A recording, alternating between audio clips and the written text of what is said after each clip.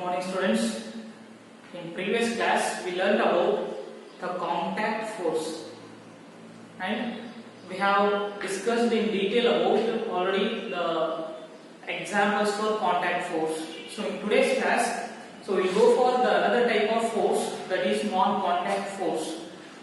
So non-contact force is nothing but, so the word represents non-contact. So here the two bodies, whatever you are going to consider, those two bodies are actually not in physical contact. So even though when they are at a certain distance, the force is exerted between those two bodies. So this type of force is called as a non-contact force. So the definition of non-contact force is the force experienced by the bodies even when they are not in actual contact. So this type of force is called as non-contact force. So examples for non-contact force are the gravitational force, electrostatic force and the magnetic force. So these are some examples of non-contact force. So let us see in detail one by one.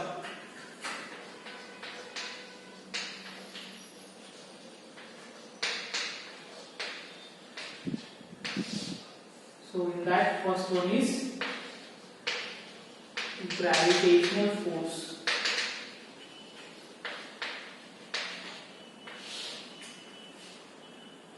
See, in this universe, each particle attracts the other particle due to its mass. So here it is a chalk piece. It has a certain mass. So if I release this, means it is started to move towards the Earth's surface. That is because of Earth's attraction. So here, even here, Earth has also certain mass, and this chalk piece is also certain mass. So here these two bodies are attracting each other because of their masses. Alright? So the force on any body due to the Earth's attraction is called as force of gravity.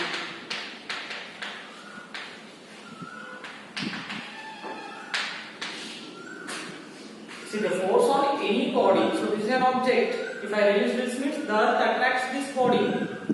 Alright? So Earth is exerting some amount of force on this body to attract it.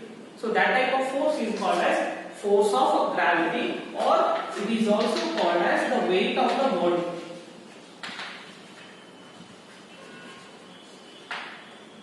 Alright? So this force of gravity causes motion in an object if it is free to move. Alright? So this is an object. Now I have ordered this. So if I release this, means the Earth's gravitational force causes motion in that object, in this object, right? So that when I released it, so until I hold this, the body is not free to move. So when I released this chalk piece, then the Earth's attraction causes motion in that object, right? So this is called as the force of gravity. So now I told you that this chalk piece has also certain mass. It also exerts an equal force on the Earth to attract it, but so it does not causes any motion in the Earth because of its huge mass. Earth has a very huge mass compared to this chalk piece. So due to that reason, so if you consider, so this is an Earth and it is an object. So here due to their masses, each body exerts some amount of force even they are at some distance. Alright? So here this body is exerting an equal amount of force on the Earth to attract it, but because of its huge mass, the Earth does not move towards the object which is having very less mass. So for example, for this gravitational force are, so just assume a ball is placed on a table. If you tilted that table, then ball is started to move towards the Earth's surface, or ball falls down That is because of Earth's gravity. Suppose consider I holded the chalk piece like this. If I tilted my hand a little bit like this, then the chalk piece falls down. That is because of Earth's gravitational force.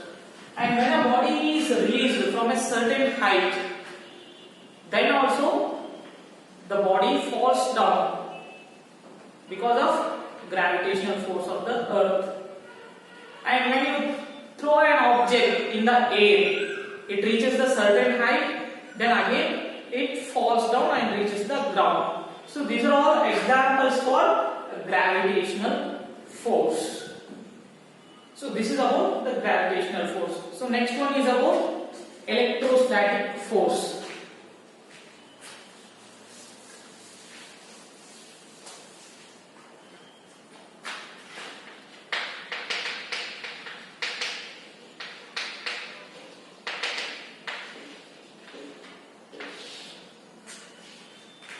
So you know already, like charges repels each other and unlike charges attracts each other, right? So consider a comb. You know already the comb experiment. So when a comb is rubbed with the dry hair, then if you brought that rubbed comb with the near to the pieces of paper, then the pieces of paper will attract to the comb. So that is because of the electrostatic force.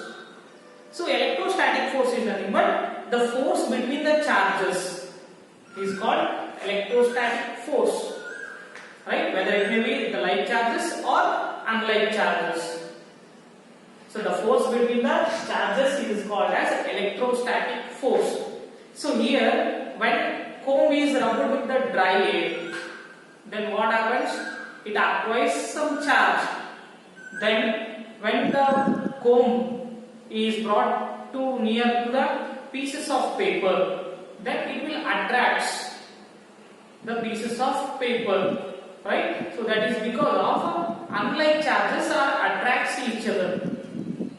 So this is about what? The electrostatic force. Here the comb attracts the pieces of paper, that is because of this electrostatic force. So what do you mean by electrostatic force? The force between the two charges is called as electrostatic force, and this electrostatic force may be attractive or repulsive, right? So the force between the two charges are called as electrostatic force. So next one is about magnetic force.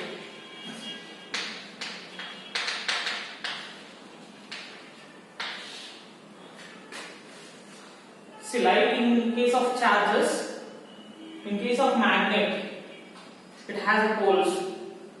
So the like charges, like poles repels each other and unlike poles attract each other. So the force between the magnetic poles is called as magnetic force. So this magnetic force is exerted between the poles even when they are at some certain distance. So suppose consider the two bar magnet. It has two poles. So here these two are unlike poles. So when you hold these two bar magnets very close to each other, even not bringing in contact, then these two will attract each other because of unlike poles. So if you change or if you reverse the magnet, then due to the like charge, like poles, they will repel each other. They will move away from each other. So here the force between the two magnetic poles of a magnet is called as magnetic force. So this magnetic force is acted between the two magnets even when they are at certain distance, right? So this is all about the magnetic force. So now let us see some common characteristics of a non-contact force.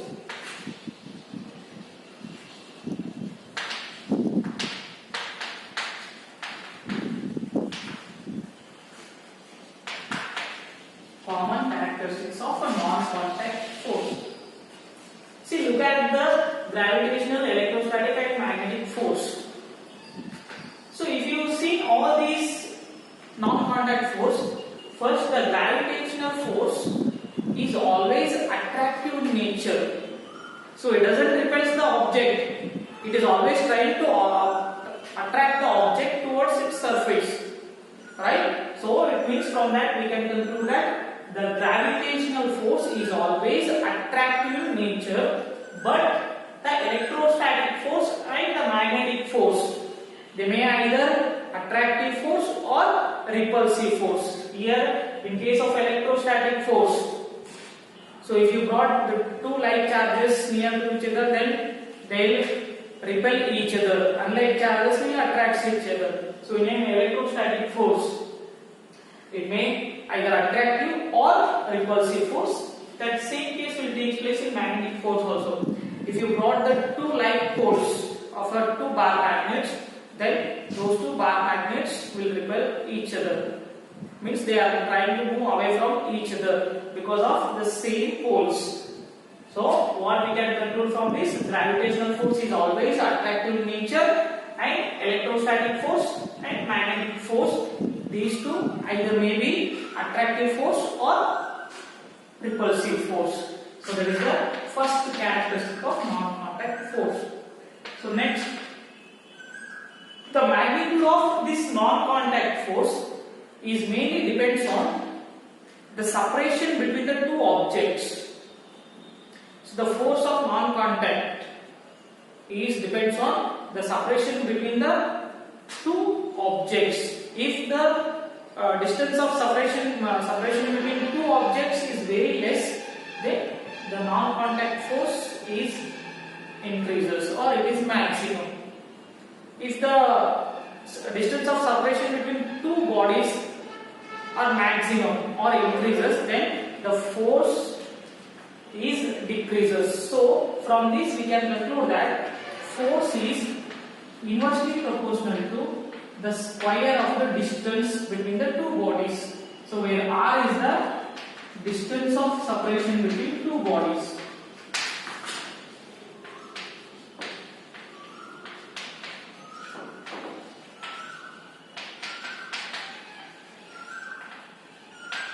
So consider it is a one object, so it is one more object. Here the distance, so this is represented by r. So the force between these two bodies is depends on the distance of separation between two bodies. So here if this distance is increases, if the distance is increases, then force between these two bodies is decreases. If the distance between these two bodies is decreases, then force between these two bodies is increases. So from this we can say that force between the two bodies is inversely proportional to square of the distance of separation between them.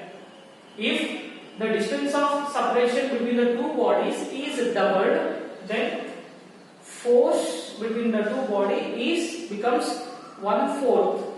Suppose separation between two bodies is doubled, that is 2 means, then force becomes 1/4. So remember, this is very important. So how the force of non-contact is depends on the separation between the two bodies. That is, so force between the two bodies is inversely proportional to the square of the distance between them. If the distance is doubled, then force becomes 1/4. If the distance is reduces to half, then see here, if the distance is reduces to half, then what force becomes 1/2 square. So F is equal to 1/4, or force becomes 4. So if the distance between two bodies reduces to half, then force becomes 4 times of the initial force. Got it? So this is how the force between the two bodies depends on the separation between two bodies. So this is all about the non-contact force.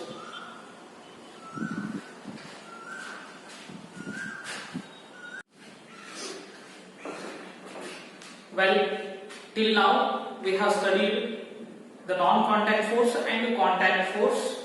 So up to that the first part of laws of motion is completed. So now let's move on to the second part of this chapter. So that is the Newton's laws of motion. So Newton's first law. So to study this we have to go through some topics. So we know already. So to cause a motion in a body, what we have to do? We have to apply the force on an object. So then only the force which is applied on the object, it causes motion in an object, right? So that is the force which causes the motion in an object, right? So for example, the force has to apply on the pedal of a bicycle to move it, and the horse has to apply a force by its stretched muscle to move the cart. And when a ball is at rest, so if you want to make that ball to move, then you have to apply the force on that ball. So if a car starts to move, then its engine has to apply the force. Then these are some examples which shows us about the motion in an object takes place only when the force is applied on that object. But before Galileo, all other scientists, in their point of view, a force is not only needed to move the object, but it is needed to move the object continuously. So this is what the scientists were believing.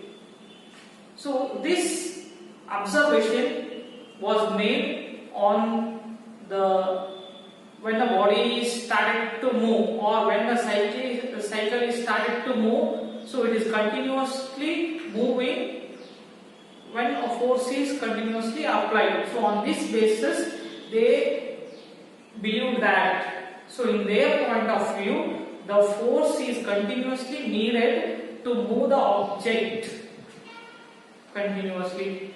But so this statement was not agreed by a scientist, Galileo. So in his experiment, he proved that force is needed only to set the motion in an object, but it is not needed to move the object continuously. So, but he also added one more word to that. So that is, no force should be acted on the moving object, such as the frictional force. So what happens when a body is moving?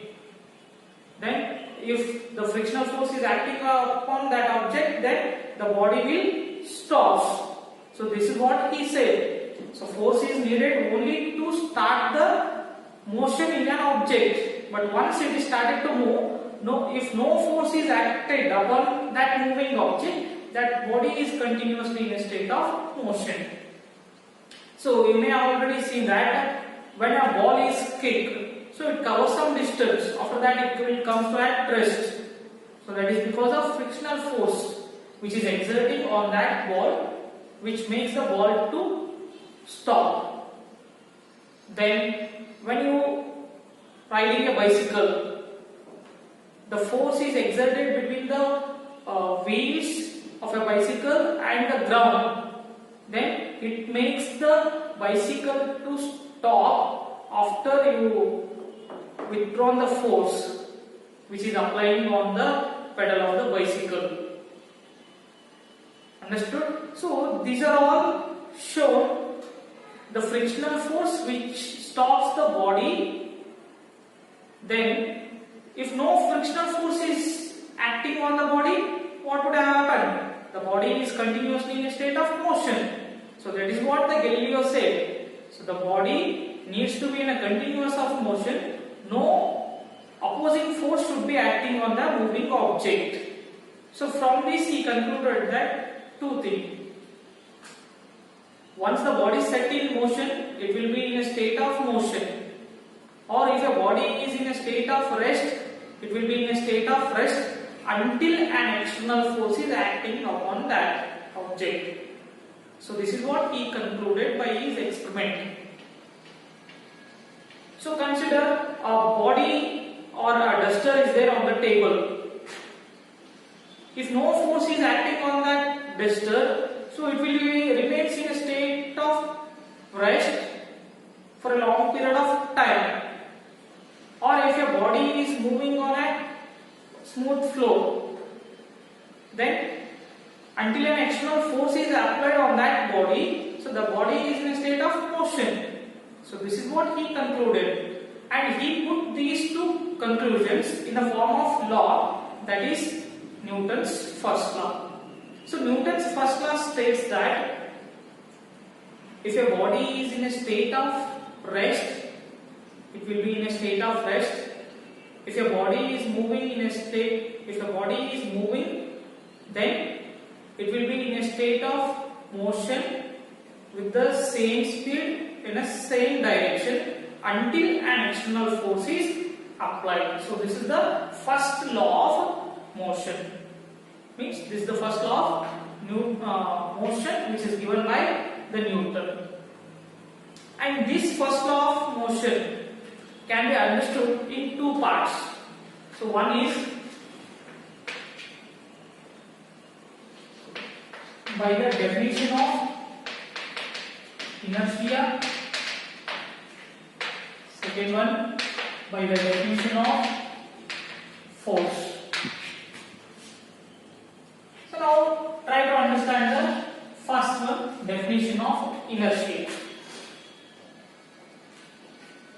So inertia is nothing but it is the inherent property of an object. Inherent property means that it is the internal property of an object. And this, according to this, if your body is in state of rest, it will be in a state of rest. Or if your body is in a state of motion, it will be in a state of motion with the same speed in the same direction. So that property of an object is called as inertia. So as I given already some examples. A duster is on a table, so it will be remains in a state of rest until an external force is applied. So until an external force is applied, that duster is in a state of rest. Once the force is applied on that object or on that duster, then it will change its position. So if your ball is rolling on a smooth floor, then it will be in a state of motion continuously for a long period of time until an external force is applied on that body. So these are all examples for inertia. So inertia is defined as, so it is the inherent property, it is the internal property of an object. So because of which the body tends to regain its state of rest or motion. That is called as inertia.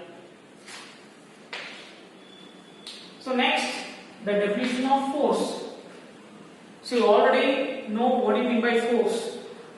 Force is a physical cause which changes either the state of rest or state of motion of a body, or it also changes the size and shape of an object. So that's what we call it as force. For example, so when a cycle is moving, to stop that we have to apply the brake by applying force. Then the moving bicycle comes to at rest. Initially it was in a state of motion, then now its state is changes by applying the brakes. So that is due to the force which is applied on the brake of that bicycle. Next, when a body is moving or when a ball is rolling on a smooth floor or on a hard floor, then the force has to be applied to stop that ball. Right? Then only ball will stop. So that's also because of force. So force is defined as it is the physical cause which changes the shape or size of an object, or which changes the state of rest or motion of an object. So it may be noted that here force is a vector quantity. It has a particular direction and has a magnitude. And when two forces in equal in magnitude and acted in opposite directions on a body, then the total resultant force is 0. So just you consider this is an object. So from this side a 10 Newton of force is acting. From this side 10 Newton of force is acting on this object. So here the magnitude of force is same, but these two forces are acting in opposite direction. So the total resultant force on this body is 0. Even when a certain force is acting on this object, then the total resultant force on this object is also 0. So these things you have to be remember. So first one is force is a vector quantity, and when two equal and opposite forces are acting on a body, the total resultant force is 0. Then when several forces is acted upon by that object, then the total resultant force on that object is also 0. So this is how we can understand the Newton's first law by using these two properties, that is inertia and force. So now let us study about mass and inertia.